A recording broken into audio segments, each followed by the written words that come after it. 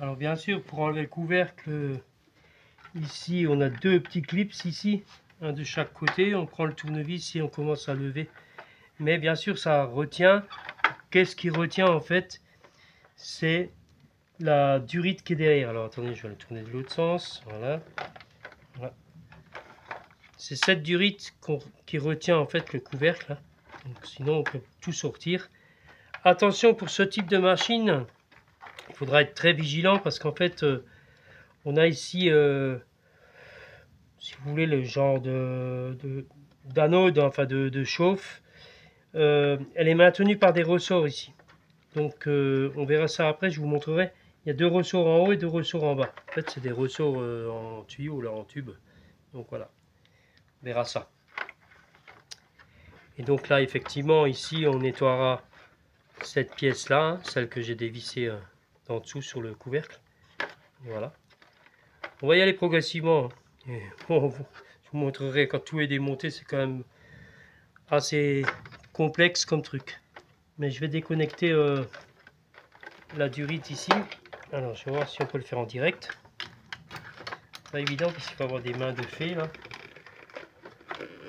Voilà, c'est bon, je suis arrivé. Donc là, j'ai déconnecté. On est ici. Donc attention. Surtout, il ne faut pas louper le coche. Alors, ce qu'on peut faire ici, c'est couper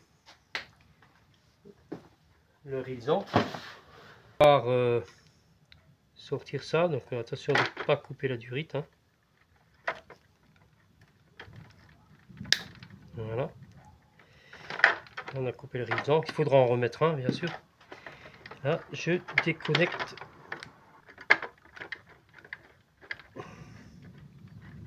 Dur, hein. Voilà. Donc là, je l'ai. J'ai cette pièce qu'il faudra mettre un petit peu à la trempe pour la nettoyer.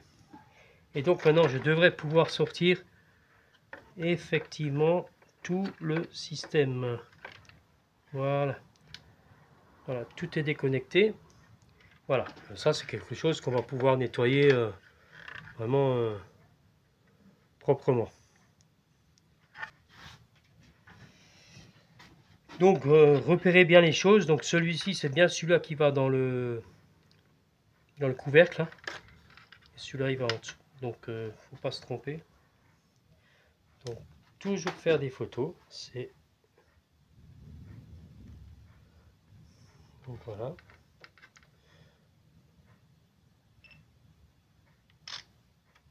Parfait. Donc là, c'est ce que je vous disais. Attention aux petits ressorts. Donc là, il y en a un. Voilà.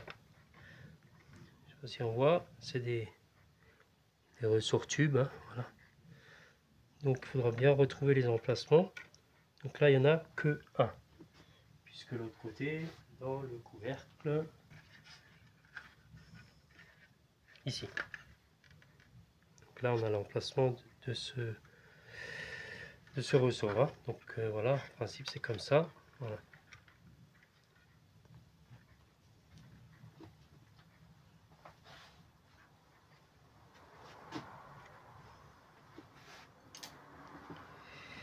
Et là, après, on va pouvoir sortir tout le système.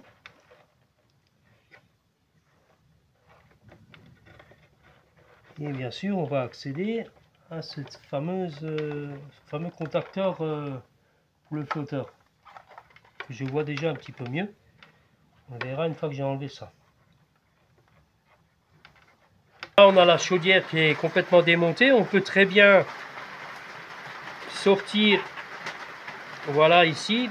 On peut tirer tout simplement. Il y a un joint torique. Et là, on peut vérifier si c'est bouché ou pas. Mais bon, on a juste à le remettre. Là, ça a l'air correct.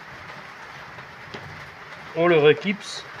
Et là, on peut observer effectivement le contacteur que je vous disais qu'on ne voyait pas. En fait, ce contacteur, c'est, vous savez, c'est comme deux aimants, mais c'est les pôles inversés. C'est-à-dire que quand le flotteur aimanté qui monte à ce niveau-là, en fait, ça pousse l'autre aimant qui est à l'intérieur. C'est un aimant sur un petit tube. Et ça doit ouvrir ça doit ouvrir le contact pour dire attention, il y a de l'eau. Donc moi je pense que c'est pas ce contacteur qui est mauvais, mais celui qui est à l'extérieur. Et ça, on le verra plus tard. Alors toujours avec les mêmes vis torse. En fait là je viens d'enlever les deux vis pour le fameux lecteur de code barre, voilà, pour être plus juste. Et en fait on a juste après à le tirer.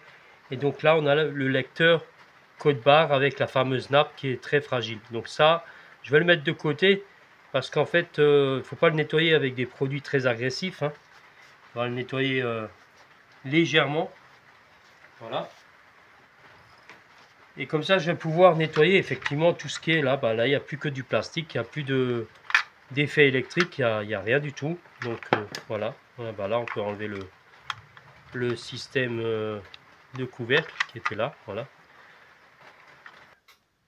Voilà, donc maintenant que j'ai nettoyé tous les éléments plastiques et autres, on va pouvoir remonter. Donc voilà, on a les pièces qui sont totalement propres.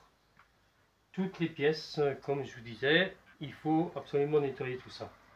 Donc voilà, maintenant une petite précision.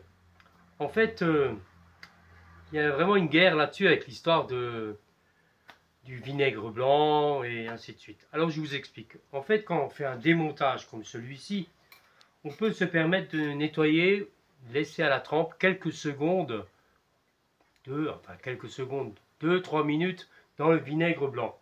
Mais bien sûr, derrière, il faut tout de suite nettoyer. Donc, quand je parle du vinaigre blanc, c'est bien sûr les éléments qui se démontent, enfin, qu'on peut démonter. Voilà, comme ce genre de truc. Maintenant, ne faites pas ce que tout le monde fait, de mettre du vinaigre blanc et faire un détartrage avec. C'est pas la même chose. Là, je nettoie vraiment toutes les pièces que je peux faire à la main. Les laisser à la trempe un petit peu et nettoyer avec le vinaigre blanc et surtout bien rincer. Et après, bien sûr, quand la machine sera remontée, là, on fera un vrai détartrage avec un détartrant machine.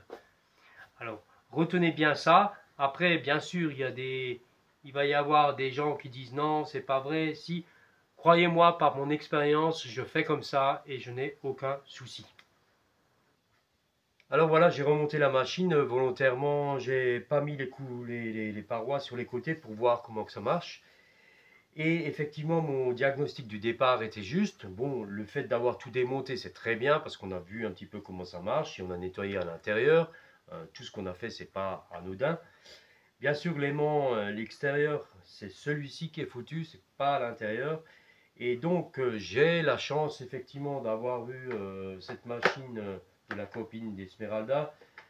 Et en fait, ce que j'ai fait, j'ai pris le flotteur de cette machine qu'on va voir plus tard sur une autre vidéo.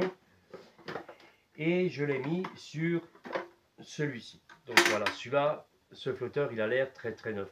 Voilà. Donc maintenant, ce que je vais faire, on va allumer la machine. Alors, on va l'allumer. Voilà. Donc là, vous voyez qu'il dit bien qu'il n'y a pas d'eau. Je vais mettre un bon petit chocolat là. Donc voilà. Volontairement, je mets une tasse transparente pour qu'on voit les mousses et tout ça et ainsi de suite. Maintenant, je vais mettre de l'eau dans le bac. Alors vous allez voir obligatoirement que le voyant va s'éteindre. Donc là, j'ai pas du tout d'eau. Je vais rajouter de l'eau. Voilà. Et vous allez voir que quand ça arrive au bon niveau, mon voyant va s'éteindre. Et voilà, le voyant s'est éteint. On va mettre le reste. Voilà. Et maintenant, on va pouvoir faire notre petit chocolat. Alors, je ne vous cache pas que j'ai fait, après le montage, comme je vous l'ai dit au début, j'ai fait le détartrage avec un produit de détartrage. Alors, moi, personnellement, je prends sur 1 litre. Économiquement, c'est mieux. C'est un détartrant pour toutes sortes de machines à café, même les fers à repasser. Voilà, donc c'est vraiment universel. Donc, je mets ma petite capsule. Là, le voyant, il dit que la machine est en marche. Je ferme ma machine et regardez bien, c'est vert, c'est prêt à prendre mon petit chocolat. Donc on y va. Je vais peut-être un petit peu la tourner pour vous montrer un petit peu. Bon, moi personnellement, je vais regarder s'il y a des fuites. Et là, regardez bien, ça fait un peu plus de bruit parce qu'il n'y a pas les parois. Mais là, on va avoir un bon petit chocolat.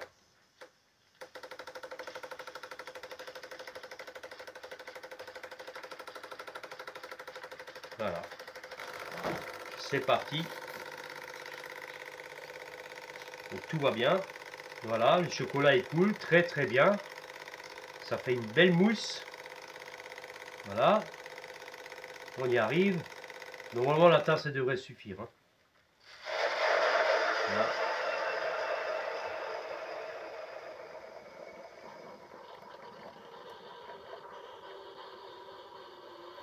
Magnifique.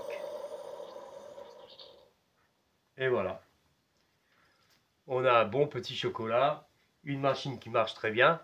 Donc, je ne vous ai pas montré comment on fait le détartrage sur celle-ci. Mais bien sûr, comme celle-ci, je vous ai dit que elle a besoin d'un grand nettoyage et un détartrage. Et voilà, donc je vais vous montrer ça sur une prochaine vidéo.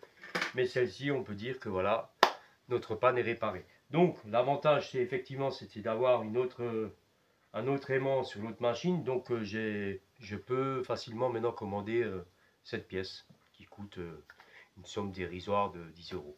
Voilà. Et bien sûr, on va le goûter, notre chocolat. Bien chaud, hein, et excellent. Chocolat, beurre salé, excellent. Voilà.